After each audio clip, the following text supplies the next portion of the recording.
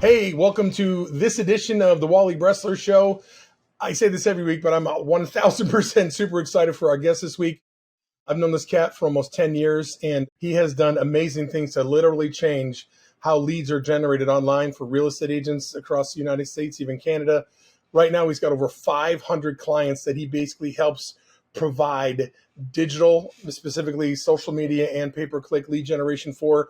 And really, his claim to fame is that he teaches people how to go ahead and use money to generate great leads for themselves, and then actually reduce the amount of money that they have to spend over time so they can really build a great presence for themselves, a great audience, and really get those leads for pennies, on the dollar versus other people. So I'm super excited for have you folks meet my good man, James Rembert. James, how are you today, buddy?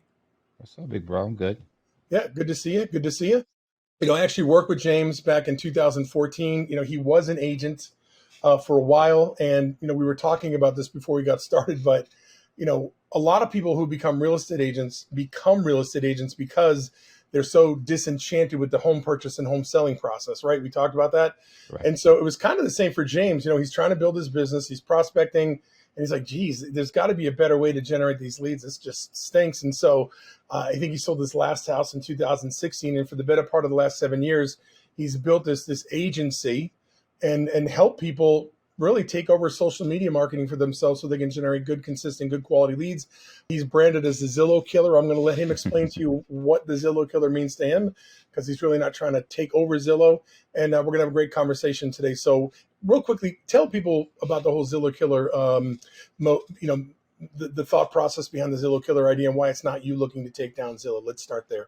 Yeah. Right now, the terminology is more of a movement, but it plays into everything we do in reference to gaining attention. So it's not about killing Zillow. It's more about gaining the attention. When I have the attention, I can give you the real message. The thing with Zillow is it's part of the internet, and my thesis of how we move in the company and everything we do is understanding that the internet is a presence, not a destination. So to look at Zillow as the boogeyman, then that means I denounce what the internet is. So Gotcha.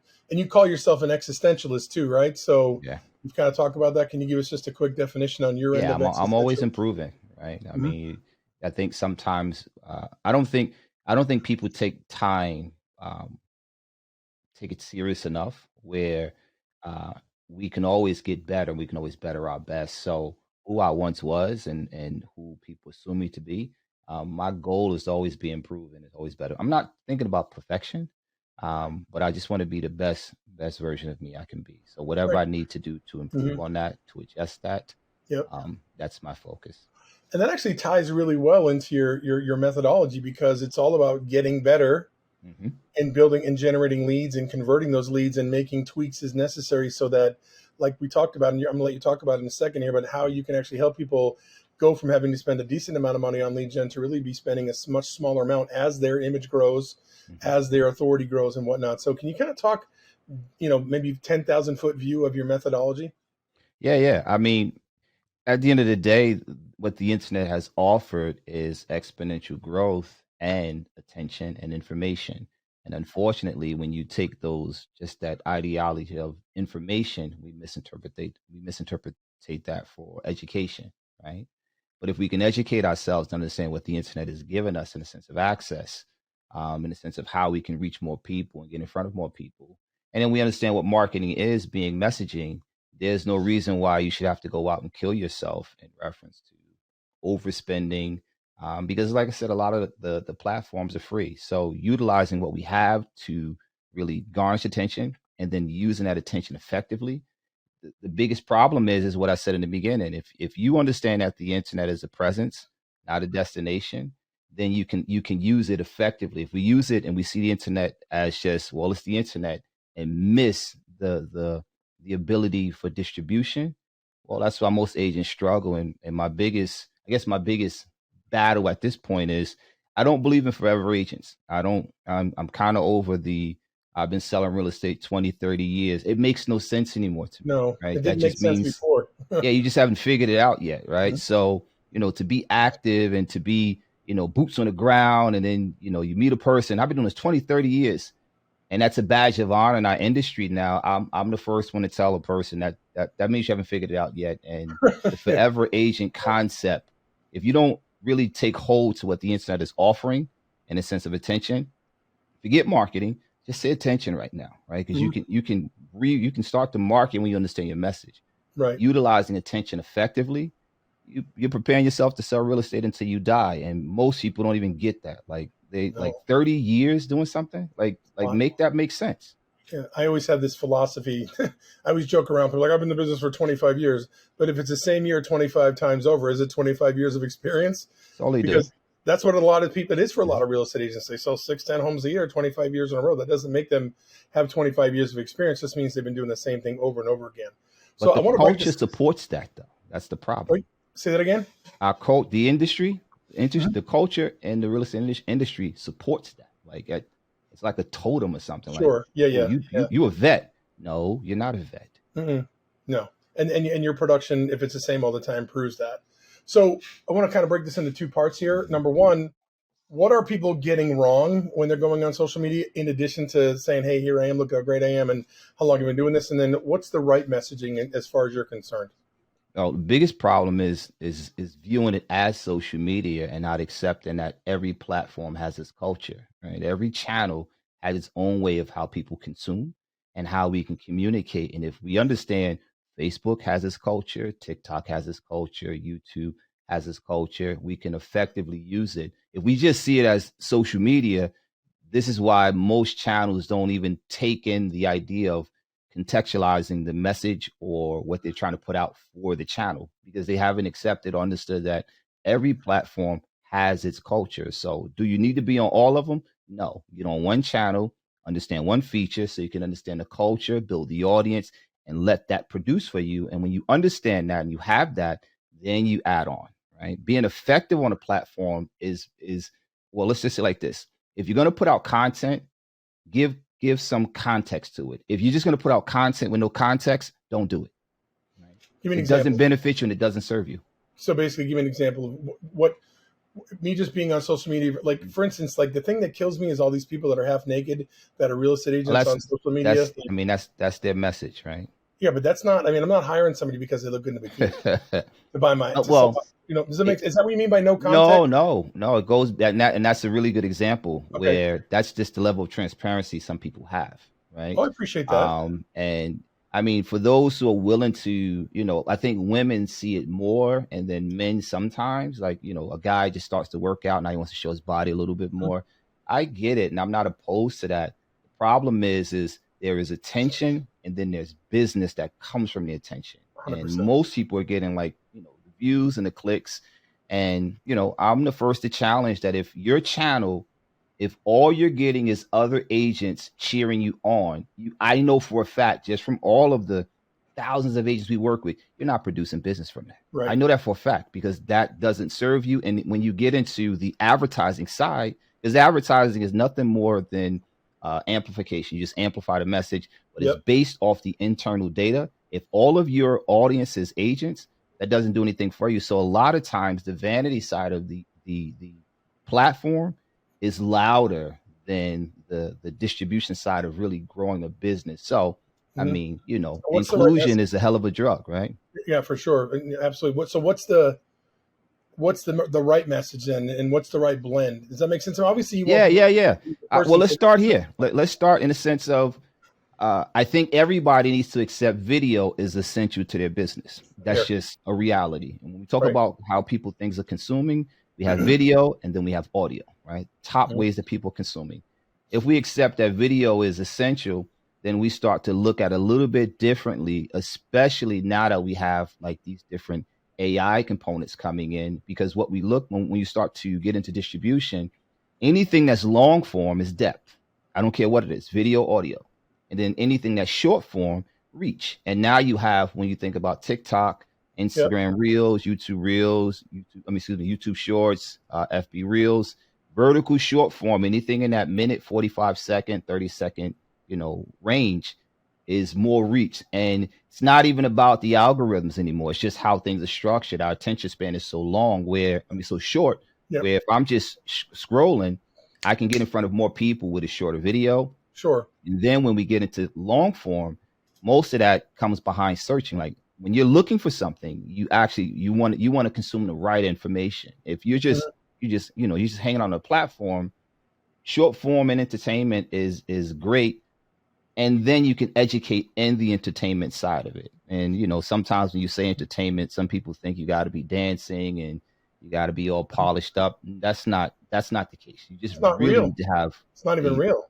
no, it's not real. You just have to Right. have some message behind what you're saying. But Right. short form and long form is the starting point. It's the starting point of long form reach, Right. short form. Long form depth, short Mhm. form reach.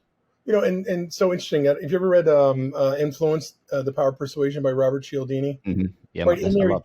yeah, it's one of my favorite books. And so he talks about the 6 ways we influence people and lead them. And number 3 is like or liking. Right? People want to do business with those that they like or they think that are like themselves. So I get that the way you dress, the things you do on a regular basis, your hobbies, I get that's a great way for people to connect with you, right? But at the end of the day, if you're a professional, you have to be able to add value at the same time. You need to give people, information and some education and an understanding as to why they'd want to work with you or follow you, over and above the fact that they like your shirt or your hair or whatever. You'd agree with that? I definitely agree. Okay, and so that's where I think a lot of people are missing the mark, is that they're doing too much. This is how I dress. This is the car that I drive in. Here's me hanging out with everybody, Well, you know and what not they're struggling with oh, is their self authenticity. esteem. Yes, it's self-esteem, but really authenticity. A lot of people really don't know who they are, right? And it's a performance, and that's why I don't think people understand that the tech and digital, what we have collectively in the sense of where the world is, Mm-hmm. it just amplifies who we are, right? Yep, It's not a way of becoming something new. And yes, I do accept that perception is sometimes louder than the truth. sure, But those that can really tap into their truth and be really authentic, and energy is just transferred. sure, I sure. can sense and hear that you are not with the goofiness.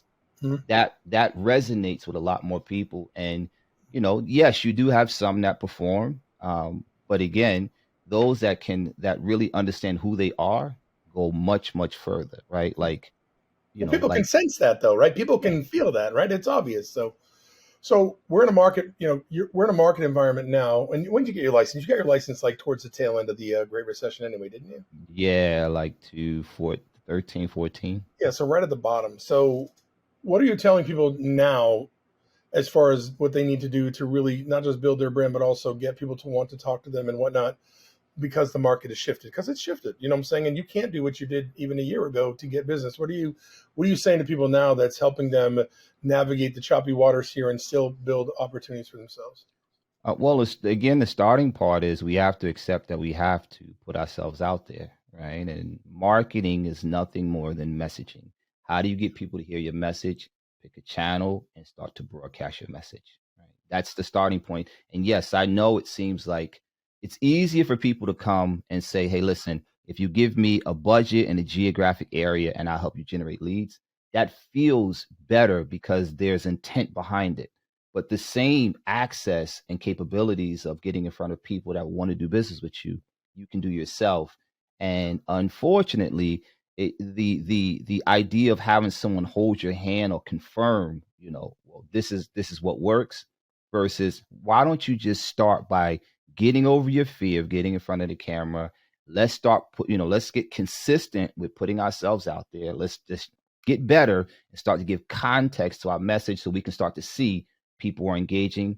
And then we can talk strategy, but talking strategy prematurely is where people where they're lost at. And people have to understand that content is just conversation at scale. Every Yeah, piece of content. yeah, and I work with people, helping them overcome getting on the phone and getting in front of a camera. And it's interesting because there's no script and dialogue. There's no any extrinsic or external strategy that's going to help you get better on the phone or get in front of a camera. That's an inside job, right? So I understand that. And here's the thing: if you're not willing to do the things you need to do, no amount of coaching or number of leads is going to solve that problem. It doesn't matter. I mean, So, a lot of people pay for stuff because it's an easy excuse, right? yeah, They sure. have Well, at somebody to least blame. it's almost like they're justifying that they're doing something too, right? Oh, you spent all this money on these leads. What Mhm. are some good messages right now? What are some good messages that agents should be sharing, or any salesperson should be sharing on their video content? That's kind of subjective, right? I mean, truthfully speaking, it every agent should be talking more about their community than their inventory. Inventory is easy. I don't really need you to tell me what inventory is, but if you can help me understand that you understand the area, then I'll ask the question of what's available, right? That's the very first thing, especially for people that are coming out of town, in town where you are. If you can really make yourself that professional of the community and show that you have some depth about the area, the market is secondary, and you can talk about the inventory you have, but connect that with the community, because it's people are buying a lifestyle. A house just happened to be an Sure, area, sure. right? Right. And Zig Ziglar, he talks about, if you ever listen to See You at the Top, it's one of my all-time favorites. I lived in Boston. I used to walk to work. It was about a 45-minute walk. I would listen to See You at the Top back and forth. And he always told this story about this guy who was a presenter. And he said how important that storytelling is, Yes. and how important it is to tell stories. And so it seems to me that as part of talking about what's going on in the area, that I share stories of experiences I'm having with people right now buying and selling houses, and how I've helped them or gotten results for them, or even how somebody got smoked by something. I mean, that's got to be part of it, right? That's weight right there. I mean, like I said, when we can accept that content is nothing more than conversation at scale. The unique thing that it fascinates me that most people don't even realize is every new tech, every new software, every new social platform is just a new advancement for communication. That's it. Even we talk about AI, it's all communication. So Mhm. the communication skills is the fundamentals we need to understand and have before we can do anything else. But anything you do in the sense of communicating improves the communication. So Mhm. Earlier, you mentioned that each social media platform has culture. its own culture. Can you kind of tell us what you think, or what you not you don't think, what you see as the culture for, let's say Facebook, Instagram, and TikTok? Let's Let's talk just say about that. business, right? Every business owner should have a YouTube channel, hands down, right? And the reason why is because the lifespan of a YouTube video is way longer, Forever. and the intent is higher. It's almost like, you know, most artists will prefer to do a song for a movie versus produce an album That makes because it sense. Yeah, that lives makes longer sense. in the movie, right? It has Right. longer life shelf and it lives longer. And, so when you think about YouTube, I can see everything a person has done for years and years with just a simple scroll versus other channels. I have to go in and really, really engage and start to dig a little bit deeper, and it lives longer on YouTube because it's all based off of the person's needs and wants. Right on. They're searching for it. And then the more they search and the more I can give maybe some value that they have agreed with, Sure, I sure. become in their recommended channels. And you're seeing all the platforms taking that stance now of being recommended versus Right. who you follow and who likes you. That doesn't hold any weight anymore of having all of these follows. Hmm. It's not a big deal anymore.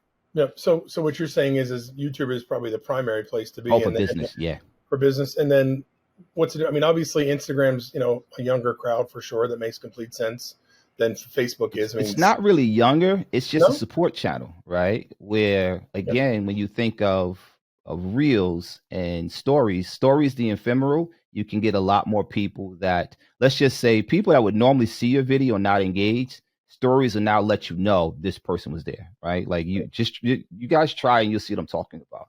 You get, you probably get 5 people in a midget that like your video when you post it.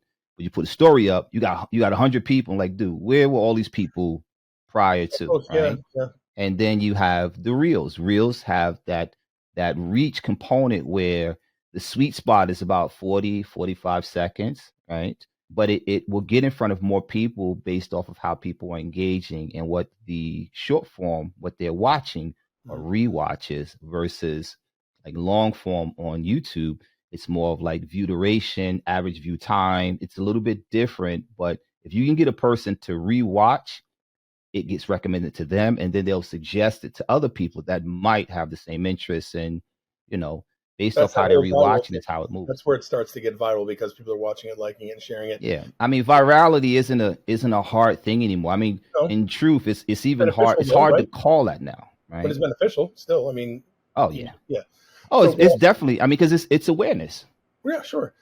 Why I was saying I was younger is because I was thinking about my daughters. I have 4 kids. And they're all Mhm. on Instagram, and I'll talk to them. Hey, what's your Facebook page? Like, I'm on Instagram. I'm on Snapchat. So I don't see Uh, a lot of younger people on Facebook. all But of the channels work, yeah, and of there's not course, a real big age. I gotcha. You So know, then, what is the cultural difference between Facebook and Instagram as you see it?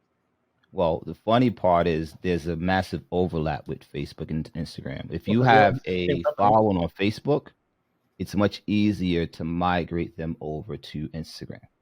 So that's Um, easier than going from having a personal page to a group page on Facebook. It's easier to go from a personal page to Instagram, is what you're saying?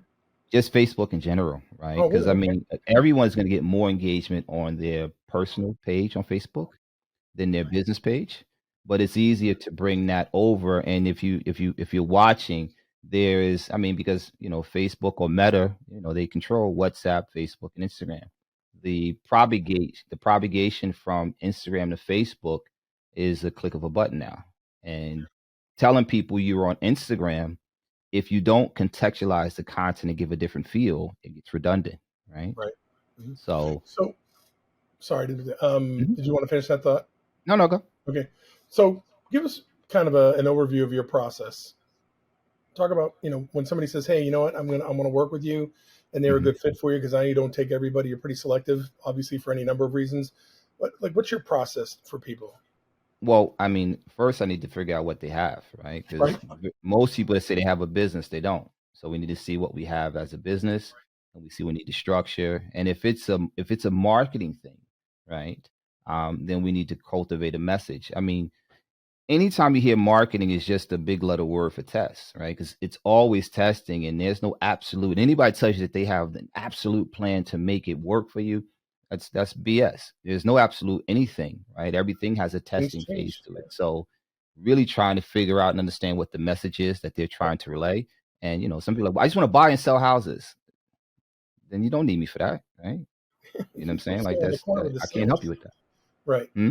And so for you, it's about discovering then applying because Yeah. it's not a one size fits all process. No, no, not at all. Right. I Right. mean, it Mhm. goes back to it. If that was it, then if it negates the fact of when I talk about contextualizing your message for the platforms, right? Every Yeah. person I need to know if this person has a message or do we need to create one? And then how can they relay that, right? Because it goes back to the communication. And, I would love to tell everybody, oh, get on video and you'll kill it. And that's not true. Most people are going to be trash on videos. It's just Sure. the reality of it is. And that's a habit or, excuse me, a skill that you have to develop. But we have to first get to the mindset of I'm okay being bad at it so I can get good at it because I understand the internet, we're all going to die on the internet. It's not going anywhere. So I Right. need to use it. Fair enough. And use it well and properly. One of the things I love about you is that you're a very selfless business owner, and you don't make it ever about you. You always make it. And you really care about people's results, and I think that's why people not just seek you out, would stay with you. I mean, you've had some clients for years, right, that have continued Mhm. to work with you. Yeah, yeah. So, and the reason I bring that up is how are we getting people to, how do we get them from X number of dollars per click or pardon me, per lead to Y number of dollars? How does that shrink over time? How do you test to the success of that over time? Is it people get to know them better, or talk to me about that? Well, I never start out with advertising with anybody because Hmm. that's a luxury, Hmm. right? If we can get the marketing channel together, then we can think about advertising based off of how broad we want to go. Because advertising is nothing more than amplification. And anybody that comes and talks to a person and say, "Hey, give me a geographic area and Right. give me a monthly budget," I promise you about to waste time. It don't matter where you are, right? Because the name, number, and email isn't enough anymore. We need to be able to generate conversations, and conversations require some sense of awareness, right? Before I can talk to somebody, I need to see. I mean, you've seen it. You're not going to just run up and talk to somebody. Even if you greet somebody and they don't Sure. greet you back, conversation is over, right? You can continue, but Right. technically the conversation is over. That same structure has to be applied when we talk about digital. So when people are thinking, well, I got the money and I just want to go and kill it online. Let's start with the marketing. What are we willing to do first, right? Let's start there. And then if we see that we have something that we can cultivate, then we can think about amplifying whatever message that's resonating. Because I mean, the internet is fairly simple. It's about resonation, right? Being able to resonate, being consistent enough to building up omnipresence and intimacy. That's where we win. Intimacy is where you win every time, and that's why an agent will never be replaced. I don't care what comes out. No, I Never agree. be replaced, I right? agree. Yeah, and, it's interesting. I was thinking of, like, remember the Ron Popeil Showtime grill, set it and forget it, Mhm. right? It's not that, and in fact, No, it's yeah, never no, that. not only is it not that, but you're in a situation where you need to manage people's expectations and say, hey, listen, you may not get anything of any significance over the first 30 days or even 60 days because we're building here, right? We're building your brand, we're creating your authority, your credibility. We're trying to find out what gets people to go, oh, wow, I want to get more information for these people, right? And that's got to be part of the job, is managing people's Yes. expectations with that, right? Yeah, again, finding out where a person is head-wise is the Yeah. starting point. And Mhm. like I said, I'm comfortable saying no to people all the time Yeah, no, because yeses are too expensive. well, not just that, but you have to, because you're not everybody. If people don't do what you tell them to do, they're wasting their money. You're wasting your time, and then you've got people out there saying that James does not help people, and nobody needs that. Mhm. So you are kind of an invite only guy now, right? People can't just call you Yeah, up yeah, and take advantage of it. Like, you've got to be invited in. So correct. I know you have a boot camp once a month, right? No, we do it bi-monthly, so about 6 Oh, times a year. twice a month then. Oh no, every other month. Every other month. Every other Okay, month. I'm I'm butchering that. sorry. I thought you were you doing the monthly at one point. No, it was Okay, very, very random based off my okay. schedule. I misread. That's my fault. I misread the thing. So It's my cool. apologies for that. So basically, 6 or 7 times a year you got a boot camp, and where's that held?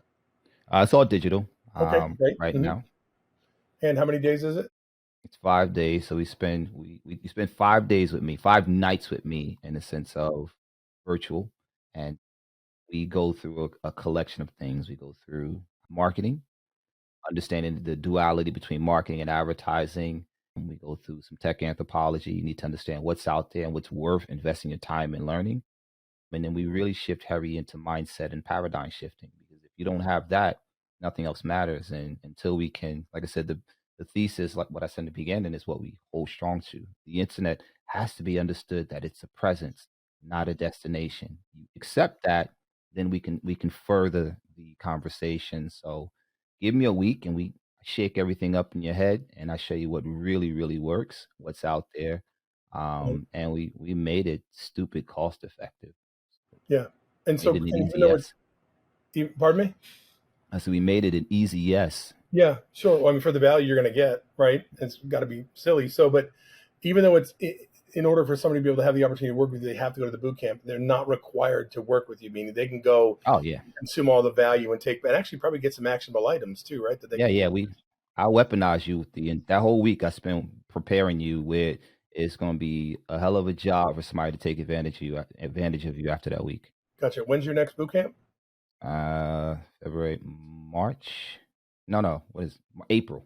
We just had April. one Okay. this month. So next one Where, is where, April. where, where can they go to find out a little bit more about it? If they go to the website, just jamesrembert.com, Hmm. it's there, but we only let 50 people in at a time. Right. Hmm. And the name of your company is Digital Natives. Mm-hmm. Right. So if you look up online, either James Rembert, Digital Natives, or Zillow Just Killer. look up if they look up James Rembert, it's Huh? everything. Even if they look up Zillow Killer, it'll bring them right Yeah, to yeah, me. right. So yeah, Makes sense. we kind of play with that whole concept. But the unique part about it is the proceeds we donate all that to different children's charities. We don't Mhm. we don't keep the Yeah, money. so the boot camp is really, it's just an opportunity for you to get to know people and for them to get to know you. You're not looking to make money on it, so I love that. So on my show, one of my pledges is to educate and to inspire people, and my goal is always to give people stories that they can latch onto, stories of people, how people have overcome things, stories of triumphs, so that they can be inspired. So, can you tell us one story in your life where you overcame something that really was a huge challenge and you triumphed and it's made you who you are today? Oh yeah, yeah. It's quite a few, but the biggest one is I always tell people and help people understand that success is only set aside for those who are willing to take action and go after it. It's not for a particular person, and if we can understand that greatness isn't genetics; it's cultivated. Anything is possible. And I remember when I was selling real estate, and this was during the time I coached with you, and quite a few others. I was in a two-bedroom apartment, 4 kids, wife, and in my mind, I was okay because I had a household, I had a roof over my head, I could pay the bills. And I never forget one morning I woke up and seen just the environment. And in my head, I was like, that's enough. And that's when I really, really took the industry serious, which is in my second year. And from that message, I got and help people understand that you can't have everything you want, but you can have everything you are. And I begin to become the person that I wanted to be. Mhm. And that was the truth of knowing that dreams don't come true, but decisions do. Right. What do they say? 20-year overnight success. That's what they call it. Something like that, right? Everybody see the spoils of war. Nobody asks about the Yeah, casualties. right. Yeah. No one saw the crap along the way. Man, I appreciate you making some time. Always love talking to you. You are super insightful, really intuitive. Anything else you want to share with everybody before we go? Nah, I'm always honored, and for you guys that are listening to Wally, Mm-hmm. it's good to circle back. But the skills he's teaching in the sense of sales Mm-hmm. reduces all of the marketing spin you have. Appreciate Hold that. on to Thanks. that one. Awesome. That right there is James Rembert, also known as the Zillow Killer. I'm Wally Bressler. This has been the Wally Bressler Show. Be kind to yourself.